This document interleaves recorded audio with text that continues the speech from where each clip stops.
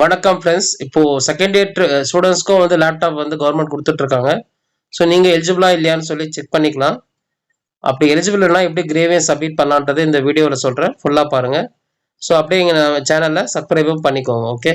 So Google open பண்ணிவிட்டு அதில் போயிட்டு உமீஸ் லாகின் அப்படின்னு வந்து சர்ச் பண்ணுங்கள். உமீஸ் லாகின் அதில் போனீங்கன்னா வெப்சைட் ஓப்பன் ஆகும். ஸோ நீங்கள் அதில் போயிட்டு 2 ஆப்ஷன்ஸ் இருக்குது, லாகின் அப்புறம் லேப்டாப் ஸ்கீம் ரிலவெண்ட் கிரேவியஸ் போர்ட்டல்னு சொல்லி.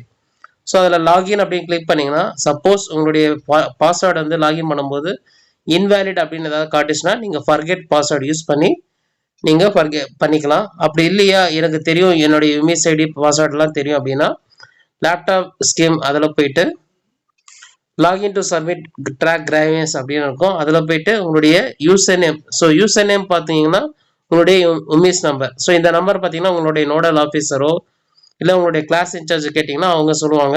ஸோ பாஸ்வேர்டு பார்த்தீங்கன்னா உமிஸில் நீங்கள் கடைசியாக என்ன பாஸ்வேர்டு கொடுத்துருக்கீங்களோ, ஐ மீன் உமிஸில் பார்த்தீங்கன்னா நீங்கள் உங்களுடைய மொபைல் நம்பர் என்ன கொடுத்துருக்கீங்க அப்படின்னு பாருங்கள். அந்த மொபைலில் கடைசி 4 டிஜிட்ஸு ப்ளஸ் உங்களுடைய டேட் ஆஃப் பர்த் இயரோட கடைசி 4 டிஜிட்ஸ் போட்டு கேப்சா டைப் பண்ணிவிட்டு லாகின் கிளிக் பண்ண போகிறீங்க. ஒன்ஸ் லாகின் பண்ண உடனே உங்களுக்கு வந்து இந்த மாதிரி ஆப்ஷன்ஸ் வந்து காட்டும்.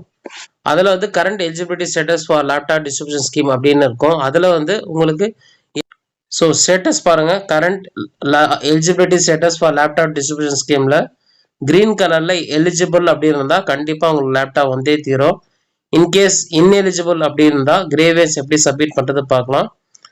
So please select your year of ஸ்டடின்னு இருக்கும். அதில் போயிட்டு பார்த்தீங்கன்னா ப்ரீ ஃபைனல் இயர், இன்கேஸ் நீங்கள் டிப்ளமோவாக இருந்தால் செகண்ட் இயராக இருந்தால் ப்ரீ ஃபைனல் இயர்னு கொடுங்க.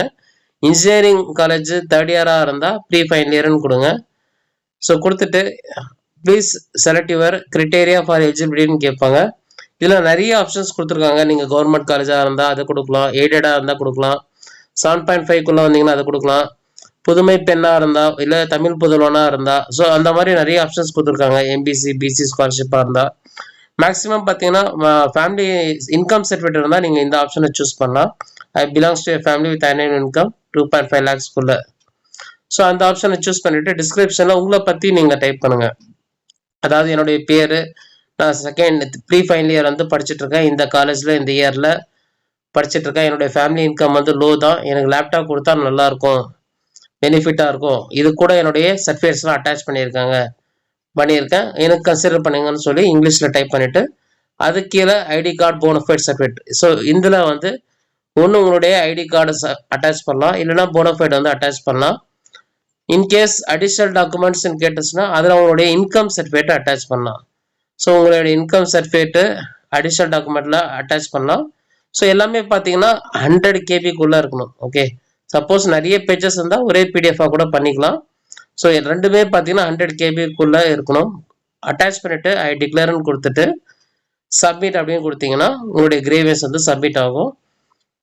ஸோ எல்லா டீட்டெயில்ஸும் வந்து ஃபில் பண்ணிவிட்டு டிஸ்கிரிப்ஷன் ஐடி கார்டு அட்டாச் பண்ணிவிட்டு அதுக்கப்புறம் அடிஷ்னல் அட்டாச்மெண்ட் எல்லாம் அட்டாச் பண்ணிவிட்டு ஐ டிக்ளேர், ஸோ டிஸ்கிரிப்ஷனில் டைப் பண்ணியிருக்கேன் பாருங்கள். ஸோ இந்த மாதிரி டைப் பண்ணிவிட்டு ஃபைனலாக சப்மிட் அப்படின்னு தர போகிறீங்க.